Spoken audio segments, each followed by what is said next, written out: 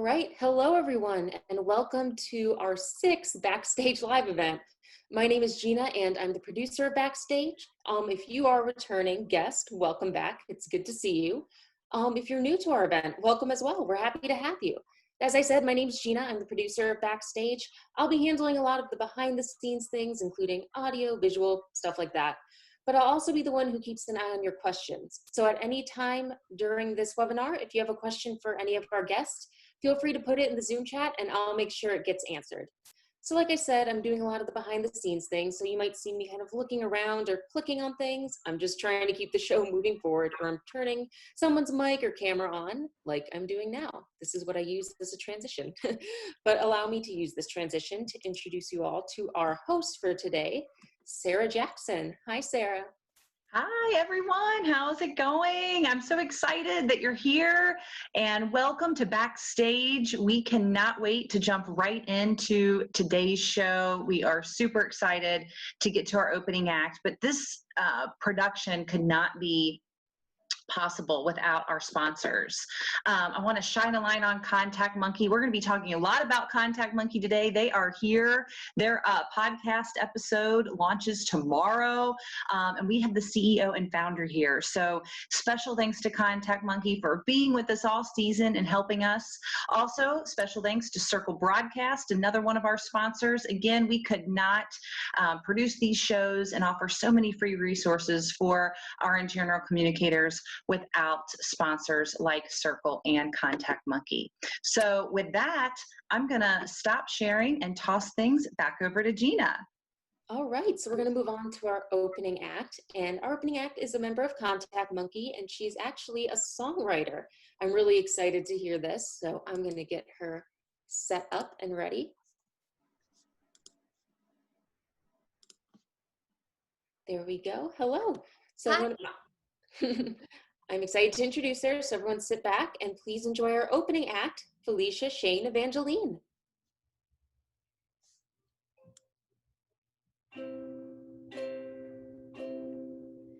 It's always around this time of the year. Got lost in translation, got lost in this fear. Funny how a place could bring so much tears. With familiar faces, such beautiful things, in my heart craves to see pieces of memories, but only if I still remember how it feels.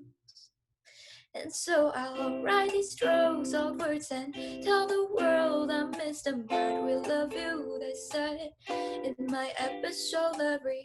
In between uncertainty, no ending how long it's been, you'll be fine, they said in my epistolary.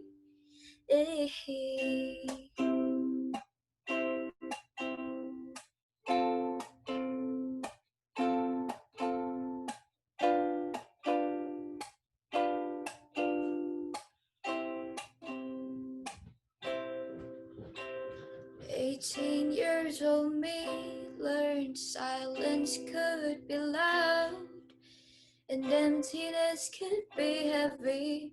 How is that even possible? Pictures and records of us this past summer, late night drives till 5. Oh, what a time to be alive. In my heart crave to see pieces of memories, grateful that I could still remember how it feels. And so I'll write these strokes of words and tell the world I miss them, but we love you, they say in my epistolary. In between uncertainty, no ending how long it's been, you'll be fine, they said in my epistolary.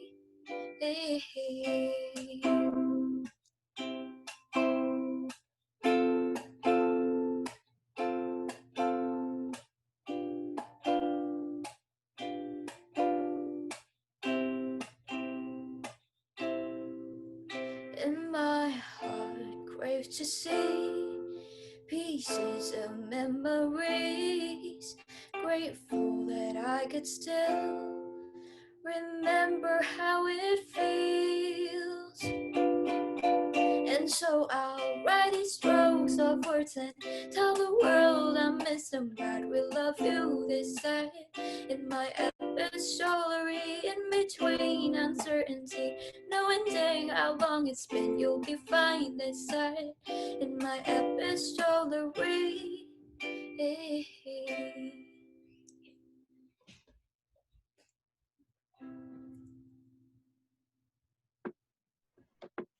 That Well, was that, good. wow. Wow. Oh, thank you. Felicia, that was wonderful. And I think we should note to the audience, that was a song you wrote.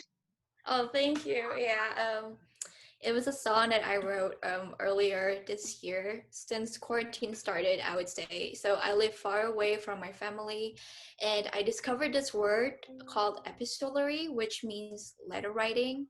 And it reminds me of how I always write in my journals when I'm feeling down or whenever I feel homesick, especially throughout winter times, because that's when, and also with the plan of me coming back home to visit my family, everything got canceled because of COVID. And yeah, and that's where this song came from, basically. I love it. And I love having, folks that are working in the world of internal comms to showcase their whole talent. And the fact that you made the most of COVID and picked up the ukulele during COVID is really something remarkable. And you've been with Contact Monkey for a little while now. And so we just can't thank you enough for coming onto the show and being our opening act. So thank you so much. Yeah, thank you so much for having me here. All right. Well, we're going to continue on. We've got another guest from Contact Monkey. We've got Scott Pielsticker, who is the CEO and founder of Contact Monkey. And we have one of Contact Monkey's customers, Corey Kachigan. Corey and Scott, welcome to the show. I'm so happy that you're here. Thanks for having me. Great to have, thanks for having us, Sarah. Yes, well, we have been thrilled to get to know you, Scott, and your team. Obviously, you've been sponsoring, presenting Backstage with us since we started this show. Tomorrow, Corey and Scott, your podcast episode hits the airwaves, and we just wanted to kind of dive in a little deeper into some of the things that you said on the podcast that I wanted to note for our listeners.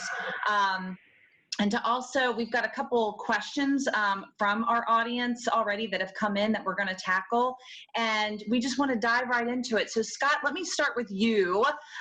Give us high level, kind of a little bit about Contact Monkey, what it is, how long, a little bit of your backstory here, and then we'll jump over to Corey. Yeah, great. And wow, what an opening that was by Felicia. I haven't heard her sing before, so that was extraordinary. Wow, beautiful voice.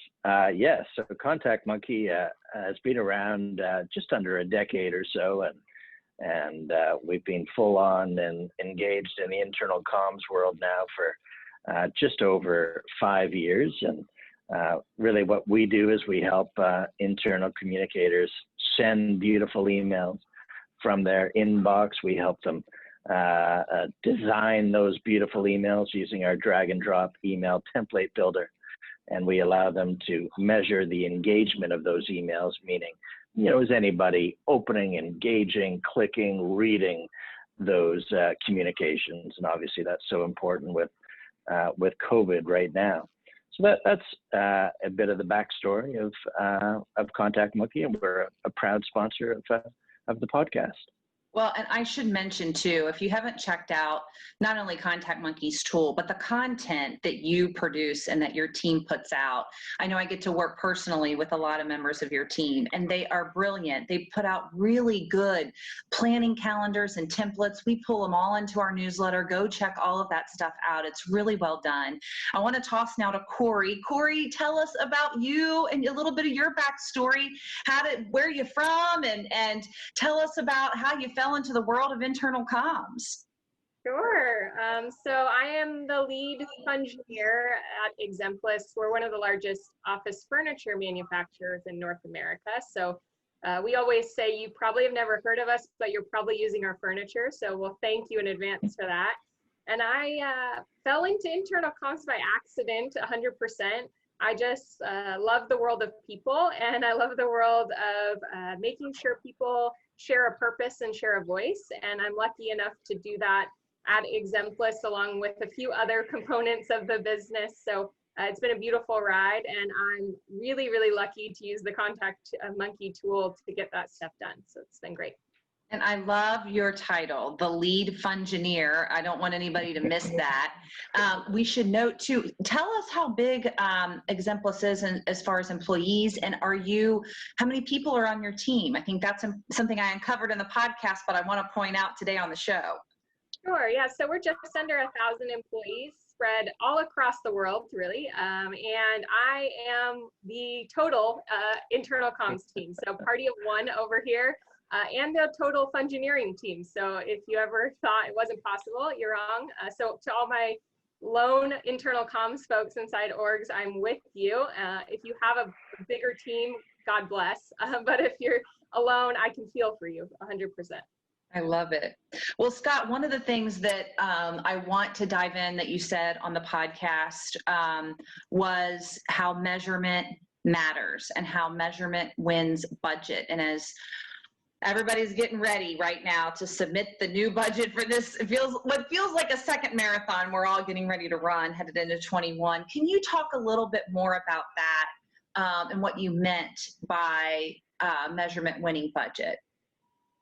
Yeah, absolutely. And, when I just feel it's so critical in any role, in any business, to measure the results of what you're doing, to measure the impact of what you're doing. And, obviously pre-COVID, we found that our clients tended to send out communications. Maybe it's once a week, maybe once every 2 weeks, or on the outlier, once a month.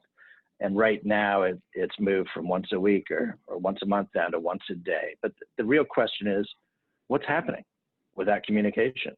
And so many of these communications right now are going out on behalf of the CEO. It could be a video message to the troops, to the 12,000 employees, or in Exemplis's case, the 1,000 employees across the world. And the CEO would normally ask, well, what happened? Did anybody engage with it? Did anybody watch the video? How long did they watch the video for? Are people clicking through to the stories? And so many of these communications are just vital right now. In the past, people might get these internal comms and say, oh, I'll read that later. It's not as critical to my daily routine right now. Whereas today, every communication is critical. It could be about the office. It could be about your benefits and your family. So everything is just so important, and therefore it's just critical to measure them. So if you can go back to the CEO to say 87% of our worldwide audience watched that video for 30 seconds or longer, or a minute or longer, that's just critical.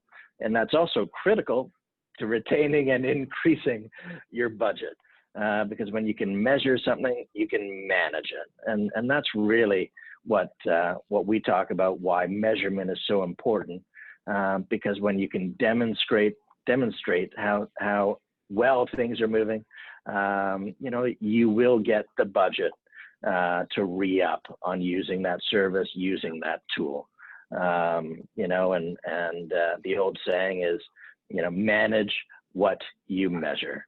And it's very difficult to manage something if you're not measuring it. So that's why we think the measurement of your communications is just so important.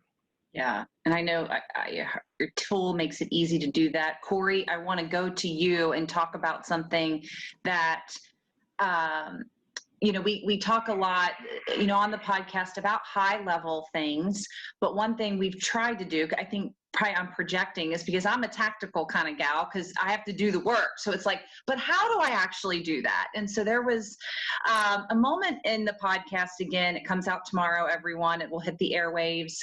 We'll send everybody a link to it so that you can listen to the full broadcast. But Corey, you gave an actual example of how you were engaging your employees. And we have a screenshot of this that I want to pull up, but you did the captain's corner and there were 3 sections.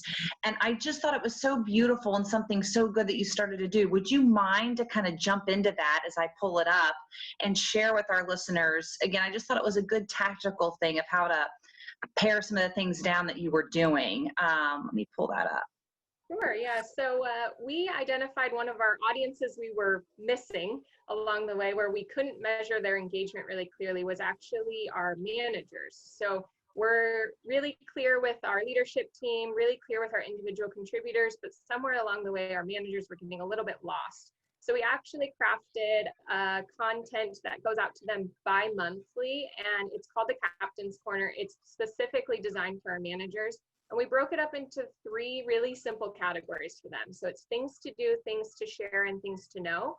So the things to do are things they actually need to do, whether it's quarterly reviews that they have a deadline for, whether it's assigning themselves and their team a happy hour or a team building event, or it might be a learning opportunity for them. Hey, I have identified that engagement is struggling in the world of not feeling like managers are providing a lot of empathy right now. Here's how you can increase that, right? The things to share are things that we want to encourage them to offer to their teams at their next tag up. So their weekly check-ins, something like that. It could be something as simple as don't forget to sign up for your open enrollment, as well as, hey, here's the results of our latest upward feedback survey, and let's talk about what that means for our team. Where can we be better? Where do we have really strong performance right now? And then the things to know are really information for them to absorb, and it typically has to do with our industries, late breaking news. I know office furniture doesn't seem like it would have late breaking news, but it does, especially in this time. And also just a heads up on things that might be coming their way. The things to do and things to know are very manager specific, but the things to share offer them a sort of door to open with their team to start conversations that we really want to encourage them to have. I love it. I love this idea. I thought it was a great tactical step. And now I think we've received a couple questions, Gina, from our audience that I want to make sure we get to. We've got a few minutes left here on the show. Gina, did we receive anything in from the audience? Yes, we did. I've got a couple of questions on my end. One is for Scott. They're asking about, with ContactMonkeys Tools, can you push essential crisis communications immediately to your audience? Yeah, great question. The simple answer is yes.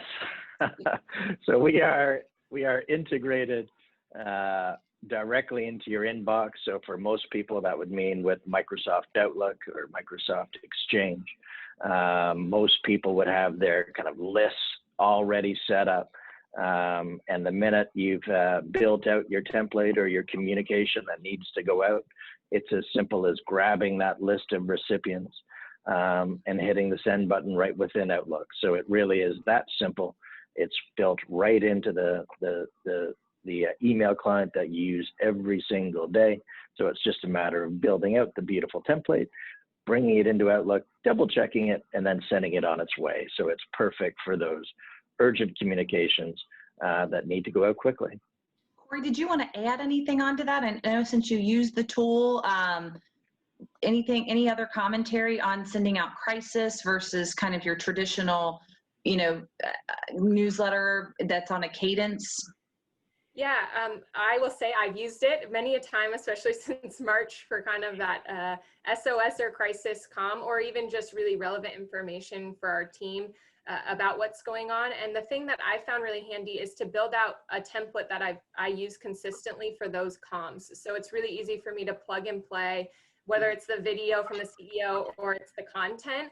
And it's a very familiar look for our employees. So when they receive that email with that kind of content structure, they know exactly what the purpose is of that. So it's not quite as colorful as the Captain's Corner. It's not quite as lighthearted and casual. It might have a little bit more of a serious tone to it. And so the template saves me a whole bunch of time, especially when the CEO says, that needs to go out in 30 minutes. That's super, super helpful. So build out your template, even if you haven't used it yet. Just have it on the back burner in case you need it. It's super valuable. Well, and a great tip, especially for one women, one men band kind of bands, to come up with those templates so that you can just send it out. Great tip. Gina, I think we had another question. Yep, I've got one more, and it's for Corey. They want to know, how did you get the budget for tools like ContactMonkey? This person is in the process of planning for their budget, and they'd like any tips for getting their wish list approved.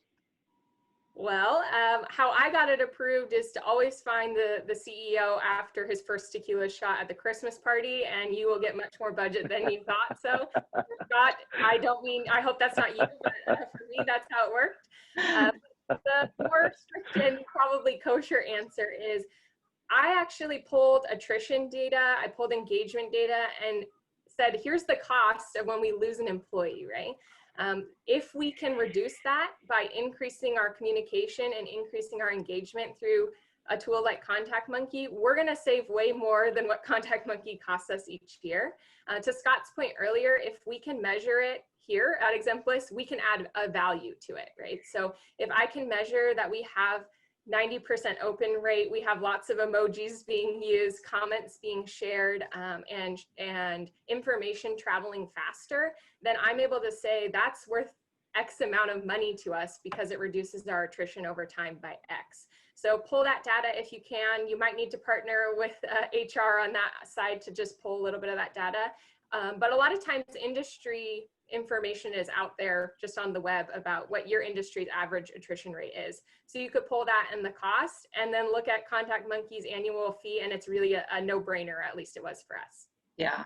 Scott, I want to toss to you on this question just because you come at it, from the CEO perspective.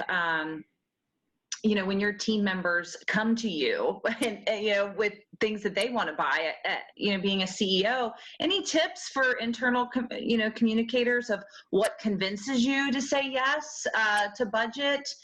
Maybe they're going to your CFO, but anything you want to add on if I, am trying to get these tools approved, any other concrete examples or tips that you can give our audience today on that? Going back or adding a little bit to what Corey was saying, I have absolute confidence that the CEOs of your organizations will be requesting or demanding to know how that video went out, how that communication went out. And if you can't answer that, that's tricky. And if you can reply back to the CEO to say, I wish I could answer that. And if you give me X amount of budget, then I definitely can, and I can answer that every day of the week. So there's no question right now in today's world, in today's reality, that the internal comms is at the table with the C-suite, with the CEO's office every single week. It just shows how important internal communications is. So it's just build your case, build it with numbers, and the next time you're meeting with the CEO, have that one pager ready, to demonstrate the value, in using tools like ContactMonkey. But if you can bring numbers to the table, that will help your case so much more. Well, I love it. I can't thank you enough for kind of diving deep into more details of that. Like I said, your podcast comes out tomorrow. And we will send everybody a link to the podcast. Again, take a look at it. It's called Jump In, how this one-person team elevated their internal comms and engaged employees globally. Corey goes over all her secrets. Scott gives amazing tips. And I think this is also a good point to note about the importance of, being true partners with your vendor and with the people that you are purchasing tools from, to make sure you pick folks that are passionate about, the world of internal comms. So, all right, Gina, well, I'll toss it back to you to close us out. All right, sounds good. Well, thank you all so much for coming. Corey and Scott, thank you again for joining us. It was a lovely conversation. Our next show is going to be happening not next Monday, but the Monday after on November 23rd at 1 p.m. as always. And you saw with our opening act with Felicia that she was so good. That's honestly, it's probably one of my favorite opening acts we've had so far. But we'd love to hear more. So if you or someone on your internal comms team has a talent that they'd like to share, get in contact with us. We would love to share it with everyone else. And we'll tell you how to do that within our follow-up email that we'll send out a little bit later. But thank you again so much for showing up, and we hope to see you next time. All right. Thanks again, Corey and Scott. Stay connected with us. Thank you, Sarah. Thank you, Gina. Great to see you, Corey. You as well. All right. Bye-bye. Bye. Bye.